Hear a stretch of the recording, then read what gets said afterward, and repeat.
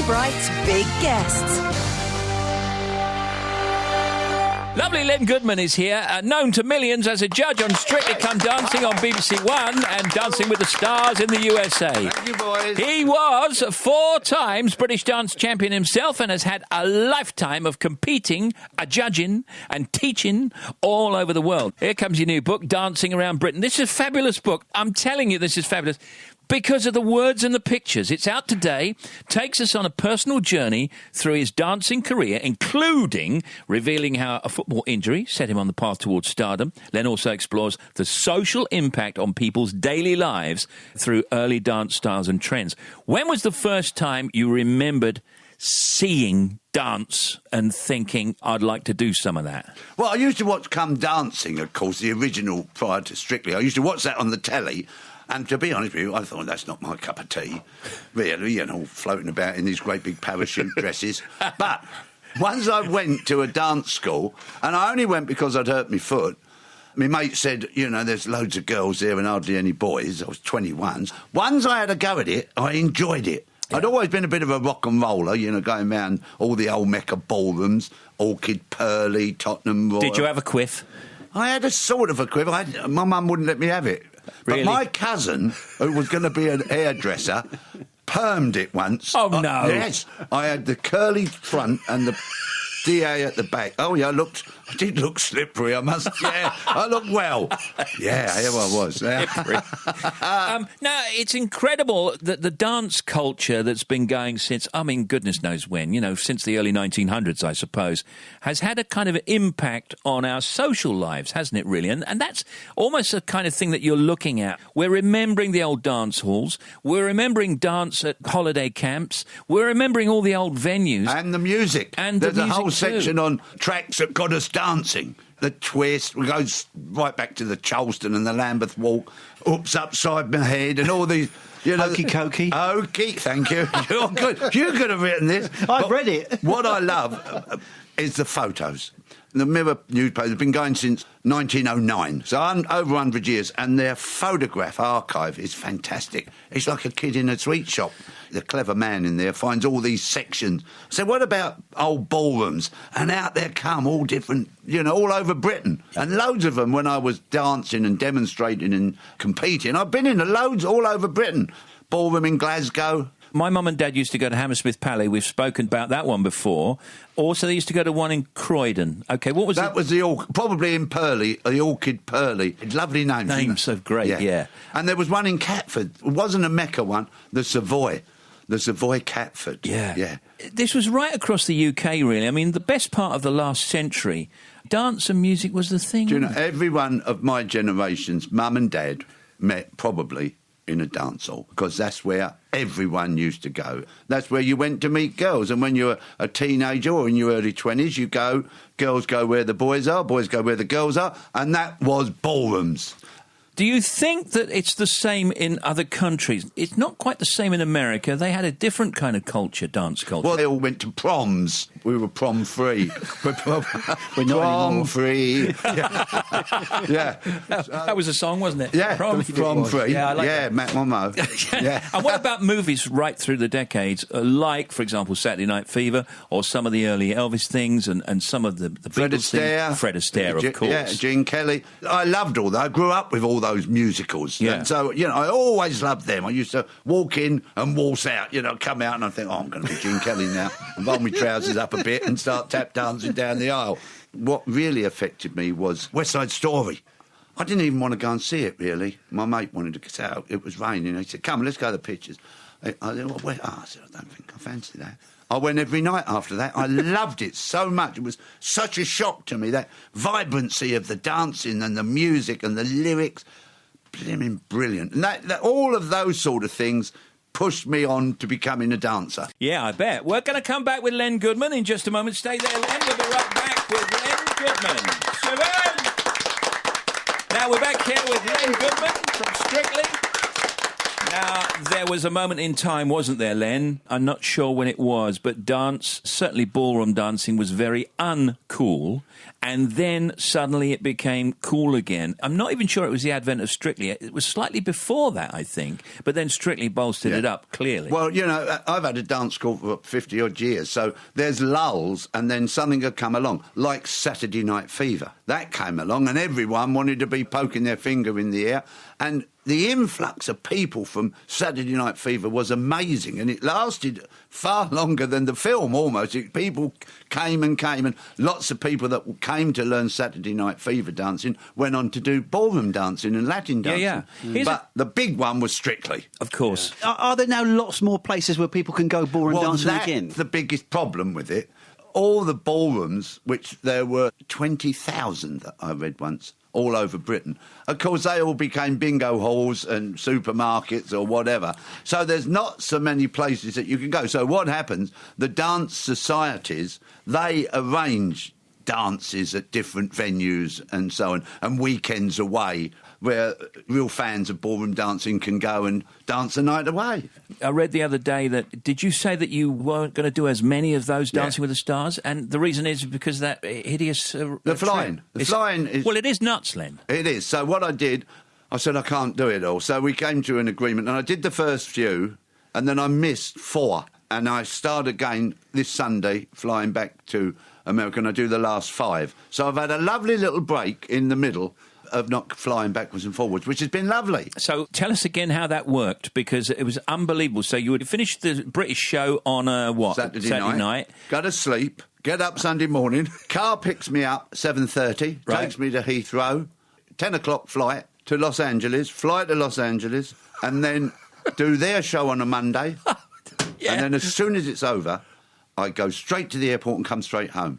So I'm only there really one night. Monday night I come home. And I have a good sleep on the plane. I tuck up and cuddle up to me Ninja Turtle. Bruno comes with me, but Bruno likes it over... He likes the LA lifestyle. Oh, so he hangs out He there hangs a bit out more. for a couple more days, so we don't fly back together. It's just as well. Yeah, it is really. Yeah. You get to sleep that way, Len, can't you? Yes, yeah. Let me just very quickly, before we come back to the book, so Tim Wanacourt, he was out last week. Are you angry or annoyed that Scott Mills is still in? Well, I'm not angry because it's the nature of the thing. We give our opinions, and sometimes, you know, if we're over cruel, I think the viewers think, oh, poor little devil. Well, we do, yeah. Yeah, and you think, I'm going to give a... He tries hard. That's what I was going to say. I was a little bit out of order last week. I was a little bit harsh on him, and I'm not going to be in future because he tries hard, and you shouldn't really knock a trier. So... I don't care how he performs, I'm going to find some positives and buck him up. Oh, bless his heart. Yeah. And Jake? Jake's pretty Jake is better than good. Unbelievable, isn't he? That's what I love with Strictly. You know, you expect these young Frankies and Pixie Lots to sort of be good. Jake, there he is, EastEnders, bald head, you know, all shaved and good. And then out he comes, and he's fantastic. He really is. Oh, yeah, I love old Jake. What do you think people are going to get from the book? The book, by the way, is called Len Goodman's Dancing Around Britain. What will they get from it? It's a lovely, nostalgic look back on how Britain was and how over the year... See, it sort of sneaks up on you. It changes... and you don't really notice it. But then when you look at a book like that and see photographs of all the old ballrooms, what was going on, you see how gradually it's changed. So it's a nostalgic little trip down memory lane. And I tell you what, it's a nice weighty volume. It's great. You wouldn't want to carry half a dozen of them round. Aren't you doing another show as well? I'm doing that at the moment, Holiday of My Lifetime, in the afternoons for BBC One, which is taking celebrities to their first holiday destination when they were kids. Oh, that's So, great. like, I took Esther Ranson to the Isle of Wight. It was 1946. So we try and sort of relive how it was and what she ate and where they went and so on. And I've done 15 of them. So it's all over Britain, from right up in Scotland, Isle of Man, Isle of Wight. Well, next one you do, me and you, Len, we'll go back to Pontin's Bracklesham Bay, OK? I've been to Bracklesham Bay. Lovely. Yeah, Lovely. It was lovely. Yeah, it was great. We could have been a blue coat. Yeah. I thought you were. Len Goodman's Dancing Around Britain, published in hardback today. Have good shows over the weekend. Good luck with the book. Thank you, Len. Good to see you again. All right. Thank you. Here's Len Goodman. Hey. How did you give that then, Len? I tell you what, you're better than a 7. You're a 10 from Len.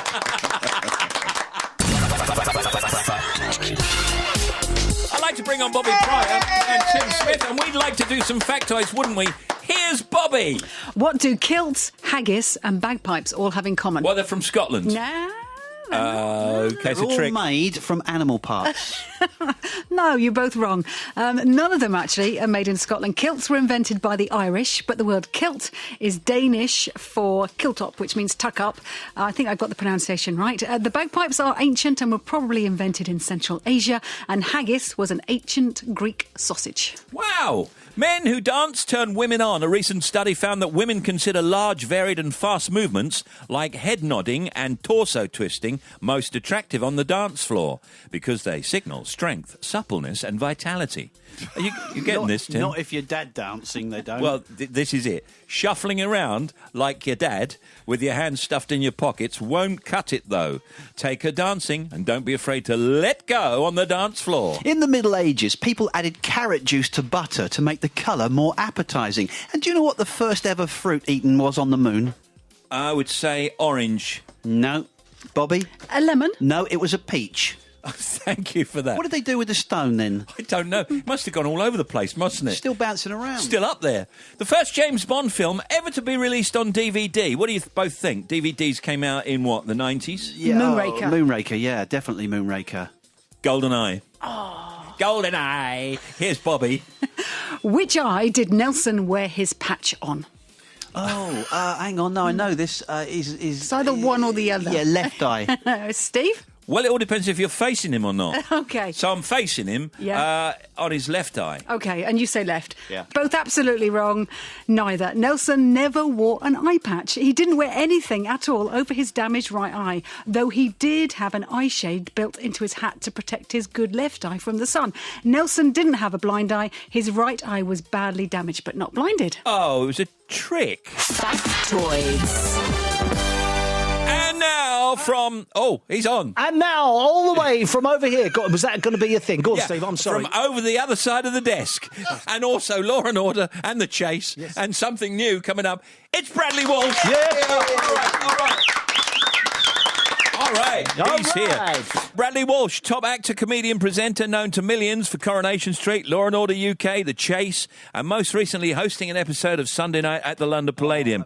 Now comes this Sunday, Bradley presenting ITV's brand new game show, Keep It in the Family. Each week, 3 generations of rival families compete in a series of games for prizes, including a family holiday or a new car. Now, normally, Brad comes in and he's, I'm in an episode of this, and here's a bit about The Chase, and here's a bit about the thing I'm doing. I've never known Bradley so enthusiastic. I mean, now we've come on the air, he's only just stopped talking. Go. Unbelievable. Stevie boy, let me tell you, son. Go on. This is the show that's been waiting to come along for the last 15, 16, 17 years. The kids are in charge. We call the first round family business. It's a performance. Kid, who do you want to take part? I'll have me nan and me mum. Kid, who do you want to take part? I'll have me dad and me granddad. And then, like, for instance, what you've got to do, we have on, you know the people who won Britain's Got Talent, Attraction, the shadow people? Yeah. They do a performance. These 2 people then have to replicate that performance in silhouette. Steve, it's the funniest thing I ever watched. People are in all sorts of rude positions in this silhouette. Someone's nan called Anne has absolutely let herself go and thrown herself into this. It's the funniest thing. But how does the subject matter come up? I mean, how do you pick a category then? No, what we do, seriously, it's the same format week in, week out. So 2 families go head-to-head in a series of games, right? We have 3 rounds. You have something called family business. The real performers fly in from Hungary, like the Britain's Got Talent winners, or we had a family called the Crevier family from Oklahoma. So we've got the Crevier family coming in, Brad. Would you like to meet them? I went, yeah. They're unicyclists. Oh, that's good. Unicyclists, of course, all the way from Oakley. It's the mum and dad and 12 kids. All on unicycles. All unicyclists.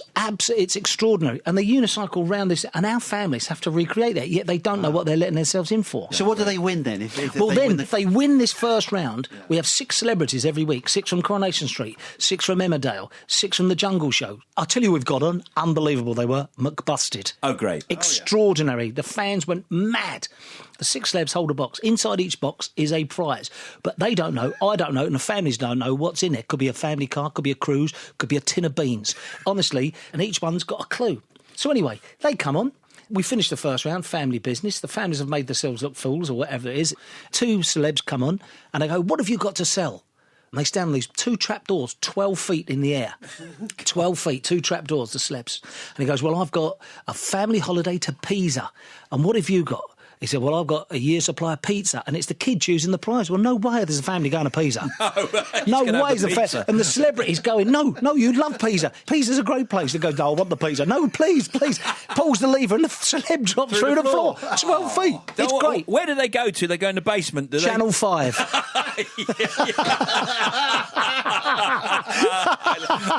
Have you just thought of that? I love that. Here's a little bit. Tonight, 2 families, 6 nervous celebrities, 1 amazing prize. The only question is, would you swap or drop to keep it in the family? A bit from Keep It in the Family round. Lovely to see you, Chris. Now, you're retired, aren't you? Retired now. All right, and what did you do for a living? Sounded like you said he was tired. Holiday camp, worked in a casino. What holiday camp? Pontins. Oh, I worked at Palms, a blue coat at Pontins. What years? Because I used to visit all the Pontins camps as well. It would have been late 60s. Oh, I wasn't even born by then. Shasha, first question to you. Which long-running US sitcom, first seen in 1974, featured the Cunningham family? Can we answer it, or do we go through the floor if we get it wrong? Yeah, no, you won't go through the floor. You can answer it. Well, it was Happy Days, right? Yeah. 1974. I'm going to say the Waltons. You said the Waltons? What? Well, you're Waltons? wrong. Don't be ridiculous. It was indeed. Happy Days. Start spinning that wheel. All right, now, let me ask you this. Are you an actor or a game show host? And congratulations to you, Brad, because you've kind of doubly reinvented yourself in recent years, haven't you? And I don't know if that was deliberate, because you're a jobber, aren't you? You just get on with it. You're right, but I love to have fun, Steve. Yeah. Got to have fun, because if you don't have fun, do another job.